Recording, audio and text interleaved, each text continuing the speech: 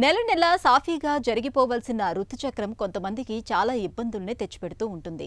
నెలసరిలో రక్తం ఎక్కువగా పోవటం అలాంటి సమస్యే. అధిక ఋతుస్రావంతో బాధపడుతున్నప్పుడు ఒంట్లోంచి రక్తం అంతా బయటకు పోతుందా అన్నంత కంగారుగా ఉంటుంది. కారణాలేవైనా నెలసరిలో రక్తం ఎక్కువగా పోవటం అనేది అంతిమంగా రక్తహీనతకు దారితీస్తుంది. రక్తహీనత మూలంగా మరిన్ని సమస్యలు వచ్చి పడుతూ ఉంటాయి. ఈ నేపథ్యంలో నెలసరిలో అధిక ఋతుస్రావం జరగటానికి వెనుక కారణాలు, వాటికి పరిష్కార మార్గాల గురించి ఇప్పుడు తెలుసుకుందాం.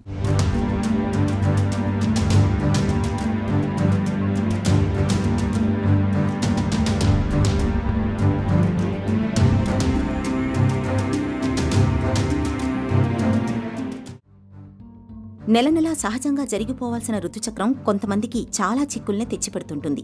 నెలసరిలో ఎక్కువ మొత్తంలో రక్తం పోవడం కూడా అలాంటిదే. ఈ పరిస్థితి ఎప్పుడో ఓసారి ఎదురైతే సమస్య లేదు. తరచూ బాధపడుతుంటే మాత్రం నిర్లక్ష్యం చేయకూడదు. సాధారణంగా నెలసరి రోజుల్లో 20 నుంచి 60 ml దాకా రక్తస్రావం కావాలి. కానీ కొందరిలో అంతకన్నా ఎక్కువ కనిపిస్తుంది. ఆ పరిస్థితిని హెవీ పీరియడ్స్ అనొచ్చు.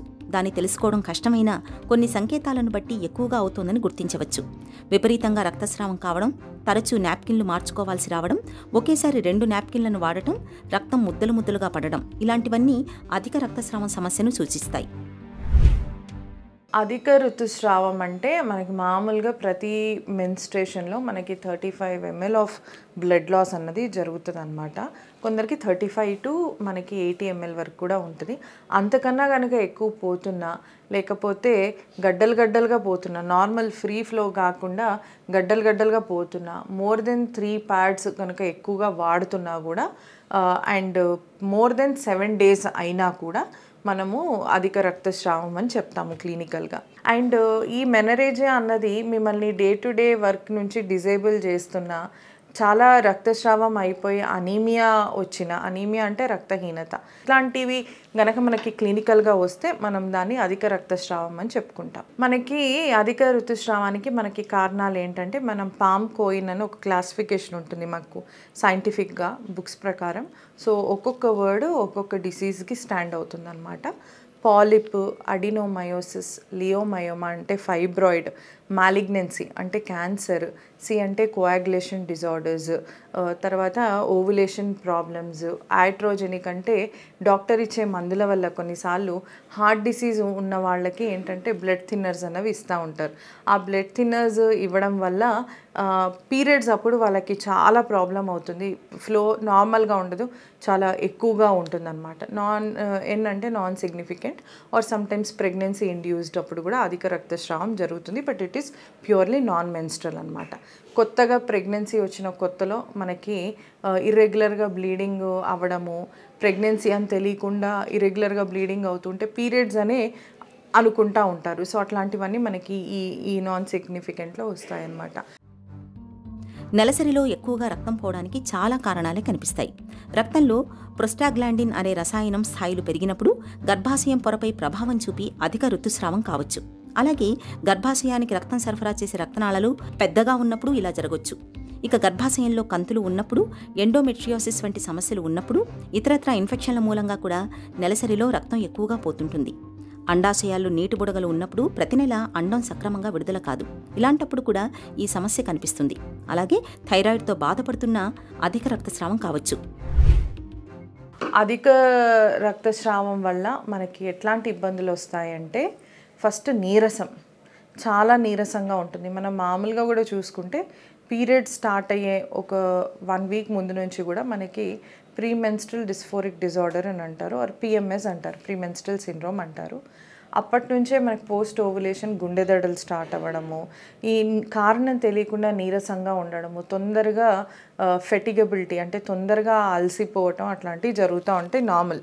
బట్ అధిక రక్తస్రావంకి ఇవి కూడా యాడ్ అయ్యి ఇంకా నీరసించిపోవడము, స్కూల్కి వెళ్ళే పిల్లలు స్కూల్కి వెళ్ళలేరు, నార్మల్గా రన్నింగ్ వాకింగ్ చేయడం కూడా చాలా కష్టంగా ఉంటుంది. ఒక 2-3 అడుగులు వేసినా కూడా గుండె దడలు రావటం జరుగుతుంది. అండ్ వీళ్ళకి ఇంకేంటంటే ఆకలి అన్నది తక్కువగా ఉంటుంది, మూడ్ ఇరిటేషన్ అన్నది ఎక్కువగా ఉంటుంది. అండ్ కొన్నిసార్లు రక్తస్రావం కనుక చాలా ఎక్కువైతే కొన్నిసార్లు హార్ట్ ఫెయిల్యూర్ కూడా వచ్చే అవకాశాలు ఉంటాయి అన్నమాట. నెల నెల ఎక్కువ మొత్తంలో రక్తం పోతున్నప్పుడు ఆ సమయానికి తగిన జాగ్రత్తలు తీసుకుని మౌనం వహించడం కన్నా అది నిజమా కాదా అన్నది నిర్ధారించుకునేందుకు డాక్టర్ని సంప్రదించాలి. గర్భాశయ ముఖద్వారం సైజు, ఆకృతిని అంచనా వేసేందుకు డాక్టర్లు కొన్ని పరీక్షలు చేస్తారు. అలాగే రక్తహీనత కూడా అధిక రక్తస్రావాన్ని సూచిస్తుంది. ప్రతి నెల ఎక్కువగా రక్తస్రావం అవుతూ ఉండి ఆ లోపాన్ని భర్తీ చేసేందుకు ఐరన్ మాత్రల్ని తీసుకొని వారిలో రక్తహీనత సాధారణంగా కనిపించే సమస్య కాబట్టి ఆ పరీక్ష కూడా చేయించుకోవాలి. గర్భాశయం గురించి తెలుసుకునేందుకు అల్ట్రాసౌండ్ స్కాన్ చేస్తారు. ఆ పరీక్షలో కేవలం గర్భాశయం పనితీరు మాత్రమే కాదు, ఫైబ్రాయిడ్లు, పాలిప్స్ లాంటివి ఉన్నా తెలుస్తాయి. అలాగే ఎండోమెట్రియల్ శాంపిల్ కూడా తీసుకుని పరీక్షిస్తారు. పరిస్థితిని బట్టి హెస్ట్రోస్కోపీ కూడా చేయాల్సి రావచ్చు. మనకి ఫస్ట్ అధిక రక్తస్రావం అన్నది ఎందుకు జరుగుతుంది అన్నది చూసుకోవాలి. అండ్ ఇది ఏజ్ టు ఏజ్ డిఫరెంట్గా ఉంటుంది అనమాట. ఇప్పుడే పెద్ద మనిషి అయిన పాపని కనుక చూసుకుంటే అప్పుడు వచ్చే ఇర్రెగ్యులర్ పీరియడ్స్ కానీ అప్పుడు వచ్చే అబ్నార్మల్ బ్లీడింగ్ కానీ దాన్ని ప్యూబర్టీ మెనరేజియా అంటారు. సో ఇలా ఉన్న వాళ్ళకి ఏంటంటే ఒకసారి థైరాయిడ్, ప్రొలాక్టిన్ ఒక అల్ట్రాసౌండ్ అయితే చేయిస్తాం. పీసీఓడి ఏమన్నా ఉందా, సిబిపి కూడా ఒకటి చెక్ చేస్తాము, రక్తహీనత ఏమన్నా ఉందా లేదా చూడడానికి. సో ఈ ఎవాల్యుయేషన్ అయిపోయాక ఎటువంటి ప్రాబ్లం లేదు అంటే మోస్ట్ ఆఫ్ ద టైమ్స్ మదర్ని మనం రీఅష్యూర్ అనేది చేస్తామన్నమాట. లేదు ఇంకా చాలా పోతోంది అన్నప్పుడు మనం లో డోస్ ఓసీ పిల్స్ అనేది పెట్టుకొని అనీమియాని మనం ట్రీట్ చేసుకుంటాం. మనకి 8 grams కన్నా కనుక తక్కువ ఉంది అట్లా అనుకుంటే కనుక 6 grams అట్లా ఉంటే బ్లడ్ ట్రాన్స్ఫ్యూషన్ ఇచ్చుకుంటాము. 6 to 8 ఉంటే ఐరన్ ఇంజెక్షన్స్ ఇచ్చుకుంటాం. 8 కన్నా అబోవ్ కనుక ఉంటే మనము ఓరల్ ఐరన్ అన్నది మనం టాబ్లెట్స్ ఇచ్చి ట్రీట్ చేసుకుంటాం. So this is about puberty menorrhagia. తర్వాత చూస్తే కనుక 18, 19, 20 to 25 మధ్యలో పీసీఓడిలో ఎక్కువగా బ్లీడింగ్ ఉన్న వాళ్ళకి మనము సిప్రోటెరాన్ ఎసిటేట్ బేస్డ్ అంటే యాంటీ ఆండ్రోజెనిక్ డ్రగ్స్తో పాటు ఈస్ట్రోడయోల్ యాడ్ చేసి మనకు పీరియడ్స్ రెగ్యులర్ అవ్వడానికి వాళ్ళకి ట్రీట్మెంట్ ఇచ్చేసి లైఫ్ స్టైల్ మోడిఫికేషన్ చెప్తాం. చాలా వరకు పీసీఓడితో వచ్చే మెనరేజియా లైఫ్ స్టైల్ మోడిఫికేషన్ కొంచెం మెడికల్ మేనేజ్మెంట్ తోటి సరిపోతుంది అనమాట. పోతే థైరాయిడ్ ఎక్కువగా హైపోథైరాయిడ్లో ఇట్లా అధికంగా బ్లీడింగ్ అవ్వడం చూస్తూ ఉంటాము.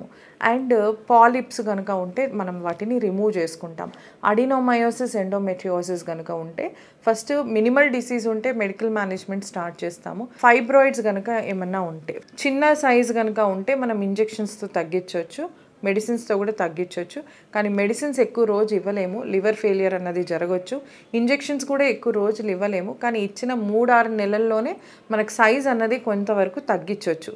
బట్ స్టిల్ 25 ఏళ్ళకి అధిక రక్తస్రావం అవుతుంది అంటే కనుక బయాప్సీ తీయించుకోవడానికి మాత్రం మీరు వెనకాడొద్దు. ఇంకొకటి, any women who is above 40 yearsకి మనకి ఎండోమెట్రియల్ బయాప్సీ అన్నది వెరీ వెరీ ఇంపార్టెంట్. ఆ బయాప్సీలో మనకి ఏమన్నా బయటపడితే అదృష్టం, లేకపోతే కనుక మనం దాన్ని మామూలుగానే మనము ట్రీట్ చేసుకొని అవసరం ఒకవేళ ఫెయిలియర్ ఆఫ్ మెడికల్ మేనేజ్మెంట్ కనుక అయితే అప్పుడు మనం హిస్టెక్టమీకి అన్నది వెళ్తామన్నమాట. నెలసరిలో అధిక ఋతుస్రావానికి ప్రత్యేక కారణమంటూ ఏదీ లేకపోతే రక్తస్రావాన్ని తగ్గించేందుకు మాత్రల్ని మొదటి చికిత్సగా సూచిస్తారు. అదే ఫైబ్రాయిడ్లు, ఎండోమెట్రియాసిస్ లాంటి సమస్యలున్నట్లయితే వాటిని బట్టి చికిత్స ఉంటుంది. గర్భం రాకుండా వాడే మాత్రలు కూడా అధిక ఋతుస్రావ సమస్యకు బాగా పనిచేస్తాయి. గర్భాశయంలో అమర్చే మిరేనా, ఎండోమెట్రియం పొరను కరిగించే ఎబ్లేషన్, క్రయోథెరపీ పద్ధతులు ఇవన్నీ అధిక ఋతుస్రావాన్ని తగ్గించడానికి సహాయపడతాయి. ఇవేవీ కూడా పనిచేయనప్పుడు ఆఖరి ప్రయత్నంగా మాత్రమే గర్భసంచి తొలగింపుకు సిద్ధపడాలి.